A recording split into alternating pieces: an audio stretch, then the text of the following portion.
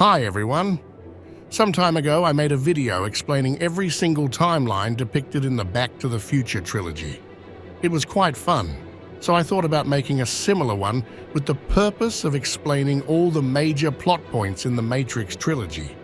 Even today, I happen to read online some misconceptions about what happens in this wonderful trilogy. Premise: I've always loved this franchise, the original, the sequels, the Animatrix, and yes, I even loved Resurrections. I'll divide this video into major topics, and I'll take as main source my old Reddit post that I wrote some years ago. What happened before the movies? The Second Renaissance? How did we get to the situation depicted in the first Matrix? During 21st century, humanity managed to create actual artificial intelligence. Obviously, humans relegated machines to most humble tasks, servants, 19th century-like factory workers, etc., while they could live in pleasure and luxury. Everything changes when a servant robot, B-166ER, killed his owner after overhearing that she wanted to scrap him. This incident basically brought the entire human race to discuss whether machines should have some inalienable rights or not. Androids and liberal sympathizers flooded the streets of the nation's capital today in protest of the Senate. The majority rejected this idea, despite the actual intention of the machines to be integrated and recognized. Later, a war erupts. Almost all machines leave the human cities and create the Machine City, also known as 01.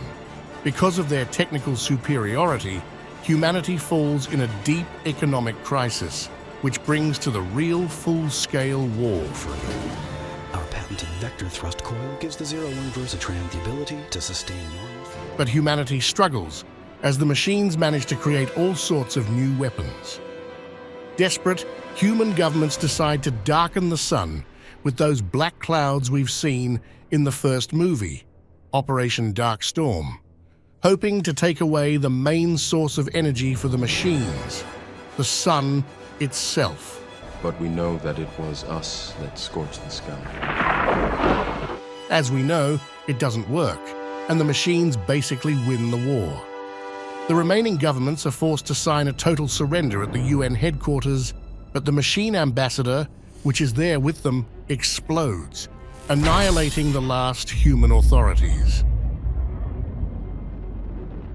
The machines find out that humans themselves could be used as batteries, as Morpheus says in the first movie. So they start cultivating humans, and as humans would die, intravenous feeding of them to the living could solve the problem of sustenance for the humans. A newly refashioned symbiotic relationship between the two adversaries was born. The machine drawing power from the human body. At this point, they create the Matrix to keep humans under control, unaware of what is going on. The Matrix is created in order to keep human minds calm, while human bodies act as a manageable source of energy. Matrix 1.0, 2.0, and the Merovingian origins. The first Matrix, as the architect and Smith say, was perfect, some kind of Eden-like world. Did you know that the first Matrix was designed to be a perfect human world, where none suffered, where everyone would be happy? But human brains attached to it rejected the system, probably because our unconscious knows that the world simply cannot be perfect. One unconfirmed hypothesis is that the second version of the Matrix, but maybe the first one too, was created by the architect with the help of the Merovingian. The second Matrix was kind of the opposite of the first one.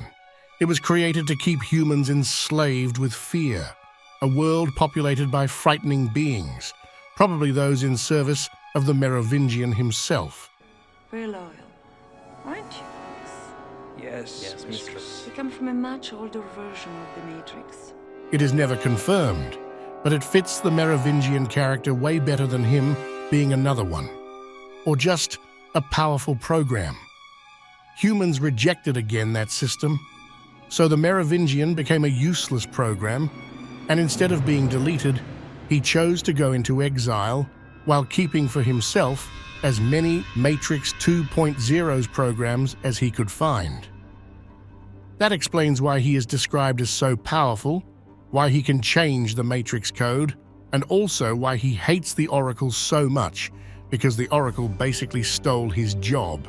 This reasoning fits with the whole Devil/Lucifer/Hades portrayal of the Merovingian. Like Lucifer, the Merovingian was once the major god's servant, the architect. But once he failed his job, he fell from power and became a devilish character. After all, his club is called Hell Club. He's in control of the Limbo area, and as Dante's Divine Comedy taught us, the Limbo is basically the entrance to hell. You're gonna stay right here until the Merovingian says different. And in Greek tradition, Persephone is Hades' wife. The next Matrix. 99% stability. The newer version of the Matrix was created by the architect and the Oracle. The Oracle basically argued that they should create a virtual world which is similar to the humans' original world at the height of their civilization. Plus, the machines must give them the mostly unconscious possibility to choose if they want to stay in the system or leave it. This alone will make the extreme majority of humans accept the system, even though a very small part of them will still realize this is all fake, and they'll want to leave it. As I was saying, she stumbled upon a solution whereby nearly 99% of all test subjects accepted the program as long as they were given a choice, even if they were only aware of the choice at a near unconscious level. While this answer functioned, it was obviously fundamentally flawed, thus creating the otherwise contradictory systemic anomaly that, if left unchecked, might threaten the system itself. Ergo, those that refuse the program, while a minority, if unchecked, would constitute an escalating probability of disaster. This is about Zion. The system actually works for many years, but there is still that minority to handle, the anomalies. If they are left in the system, they'll go all around the virtual world, disrupting the system, and that could make the Matrix unstable, because more and more people will know the truth. Enter the One and Zion. Zion and the One, the ultimate form of control. The machines decide to let those anomalies free in the real world. The problem is that if they are really completely free, they'll populate the world again, and then they'll try to start another war against the machines. Here comes Zion and the One. Those are both the instruments used by the machines to keep real-world humanity, or the anomalies, located in one single place, thus stabilizing the Matrix. The machines give one human a part of the Matrix code, thus giving him godlike powers in the Matrix, and the Oracle create a false prophecy that says that the One will free humanity, destroy the machines, and all that Messiah stuff. We're all here to do what we're all here to do. A program can either choose to hide here or return to the source. The machine mainframe. Yes. Where you must go.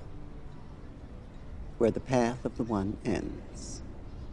All fake, all a joke invented so that humans could religiously follow the One and settle in one single city, so that they could feel safe and protected by the One.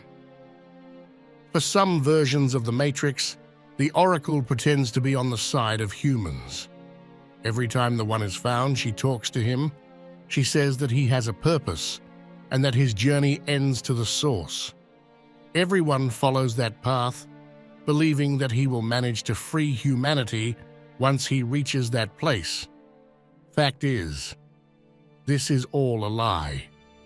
When he enters that door of light, he meets with the architect who says to him, "You were made by the machines. We gave you those powers to keep humans in order and located in Zion. Now you will hand over to us that code again so that we can reboot the Matrix and start a new cycle while we destroy Zion, because that's becoming more and more populated." You are the eventuality of an anomaly which, despite my sincerest efforts, I have been unable to eliminate. While it remains a burden assiduously avoided, it is not unexpected and thus not beyond a measure of control. You are here because Zion is about to be destroyed. Its every living inhabitant terminated, its entire existence eradicated. The function of the One is now to return to the source, allowing a temporary dissemination of the code you carry, reinserting the Prime program. After which you will be required to select from the Matrix 23 individuals, 16 female, 7 male, to rebuild Zion. Failure to comply with this process will result in a cataclysmic system crash, killing everyone connected to the Matrix, which, coupled with the extermination of Zion, will ultimately result in the extinction of the entire human race. Then you will take some humans and you will rebuild and repopulate Zion again, and the cycle will restart. If you don't do this, the growing anomalies will crash the Matrix, killing all the minds of humans linked to it. This and the destruction of Zion will cause the extinction of the human race. As the architect said, the One was always chosen to be a human with a deep commitment to his race survival. Your 5 predecessors were, by design, based on a similar predication, a contingent affirmation that was meant to create a profound attachment to the rest of your species, facilitating the function of the One. While the others experienced this in a very general way, your experience is far more specific, vis-a-vis love. Trinity. So, everyone before Neo accepted the offer. Every time Zion was destroyed, the Matrix reloaded. The cycle repeated. Neo, Trinity, and the Oracle. But then, at some point, the Oracle changed her mind. She probably regretted what the machines were doing to humans. When the time of Neo came, she altered the course of the cycle. She added a love interest to the One. At the end of the first Matrix, Trinity says that it was the Oracle who told her that she would have fallen in love with the One. So it basically was the Oracle who made Neo and Trinity fall in love. The Oracle told me that I would fall in love and that the man that I loved would be the One. So you see, you can't be dead. You can't be. Because I love you. Why did she do this? Because she wanted Neo to make a different choice when he reached the architect. There are 2 doors. The door to your right leads to the source and the salvation of Zion. The door to your left leads back to the Matrix, to her, and to the end of your species. As you adequately put, the problem is choice. This, of course, could not be enough. In Reloaded and Revolutions, the Oracle says that she wants peace with humanity. But simply forcing Neo to make a different choice is not enough. On the contrary, it could mean the end of humanity. Both parts need something else, something more to change the cycle.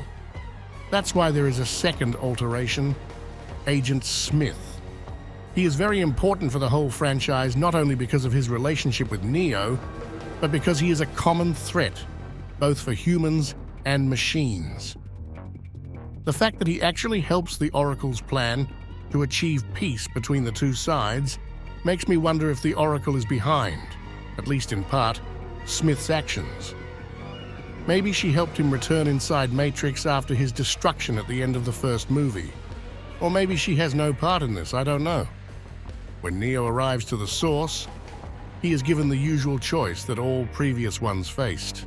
But this time, because of Trinity, Neo chooses the other path. He refuses to hand over the code and re-enters the Matrix to save Trinity. The interesting aspect is that this is a path of both love and extreme selfishness, because Neo knows that the Matrix could crash if it's not rebooted, killing all the humans connected to it. Neo's refusal to bend is the precise moment where the cycle ends. We're in uncharted waters now. I don't understand it. Everything was done as it was supposed to be done. Once the One reaches the source, the war should be over. In 24 hours, it will be. What? If we don't do something in 24 hours, Zion will be destroyed. Well, the prophecy tells us. It was a lie, Morpheus. The prophecy was a lie. The One was never meant to end anything. It was all another system of control. Something's different. What? Let me spend some time about Agent Smith and the wonderful way he was written in the trilogy. I remember hearing people say that his return in the sequels was lazy writing. But I couldn't disagree more. It was the perfect choice. Smith despises both humans and the Matrix from the start. I mean, he was the perfect common threat from the beginning, even before he returned in Reloaded. I hate this place. This zoo, this prison, this reality, whatever you want to call it. I can't stand it any longer. I must get out of here. I must get free. He's a rogue program from the start. He goes way over his programming, and we can clearly see this during his interrogation with Morpheus. What were you doing? That's why I like to think the Oracle had something to do with him. His appearance happens when the new one is born. Quite a coincidence. Smith calling her Mom maybe relates to something more specific than simply her being one of the Matrix creators. You are a bastard. You would know, Mom. Anyway, he hates humans because they are some kind of virus, right? There is another organism on this planet that follows the same pattern. Do you know what it is? A virus. Human beings are a disease, a cancer of this planet. You are a plague. And the movie itself basically tells us that he is right, because in the exact moment when he feels his first human emotion, fear of death, he really becomes a literal virus. Other characters I want to spend some time explaining are Seraph and the Ramachandra family. Not much to say, actually. Seraph is a program created to protect the most important software in the Matrix, its creator. Are you a programmer? Then what are you? I protect that which matters most. During the first versions, he was tasked with defending the Merovingian. The prodigal child returns, l'ange sans ses ailes. Are you here for the bounty, Seraph? But after his replacement, he was moved to the Oracle and later to Sati, who was meant to be the new Oracle-type figure for the latest, peaceful Matrix iteration. Uncharted waters. The end of the war. Neo leaves the source with the code still inside him. That's the first time it happens, but that's not the only difference. After his meeting with the architect, Neo knows that he has that system code inside him. He becomes more self-aware. He realizes that a part of him is machine-like. That's why at the end of Reloaded, he can stop the Sentinels outside of the Matrix. He's like a machine programmer, less than the architect or the Oracle, but more than an agent. But this is too much for his body and mind, so he goes into that pocket universe train station area. That train pocket universe is basically a limbo. Again, the fact that it is controlled by the Merovingian adds to the image of him being a Lucifer-like being. The third movie is more centered around the battles, but it still has some interesting points. We see that without Neo's intervention, the machines would have easily destroyed Zion. Zion never stood a chance. It was created because the machines wanted it. But Neo manages to go to the machine city, Bane Smith dies, Trinity dies, and Neo speaks to Deus Ex Machina. He describes to him what the Oracle wanted. There is a common threat, and because Neo, out of his love for Trinity, did not return the code, he still has his powers, and he can at least attempt to fight Smith. If the machines want to retake control of the Matrix, they must work to achieve peace with humanity. Deus Ex Machina accepts, and Neo re-enters the Matrix. Here's another thing that I've read so many interpretations about. Why does Smith die after copying himself over Neo? I've read that's because he achieved his purpose. I've read about equations. But his purpose was never to defeat the One. He was just an agent, as countless others. Their purpose is to chase anomalies, that's all. To me, that's way simpler. Neo was linked directly to Deus Ex Machina. When Smith copied himself over him, the machine god managed to connect itself to Smith code and erased it. If you watch the orange light scene just before Smith explodes, you can see that an input goes from the Deus Ex Machina into Neo's body. Neo works as an access point for Deus Ex Machina. I find fascinating that he saves everyone not because he's the One, after all he loses the fight, but because he's a normal man who chooses to sacrifice himself. At the same time, the machine god got the code from Neo, so he reloaded the Matrix. That's it. The machines realized that without Neo, they would have lost the Matrix. Neo saved both worlds, hoping to achieve peace after it. It was all orchestrated by the Oracle. The architect says that it was a well-played game. Now, ain't this a surprise? You played a very dangerous game. Change always is. Just how long do you think this peace is going to last? As long as it can. I suppose this is it. These are the major plot points in the trilogy. As I said, I loved Resurrections, even though it's an addition to the franchise. But this video was meant to explain the main trilogy and the Animatrix. I hope you enjoyed it. See you in the comments. Ciao.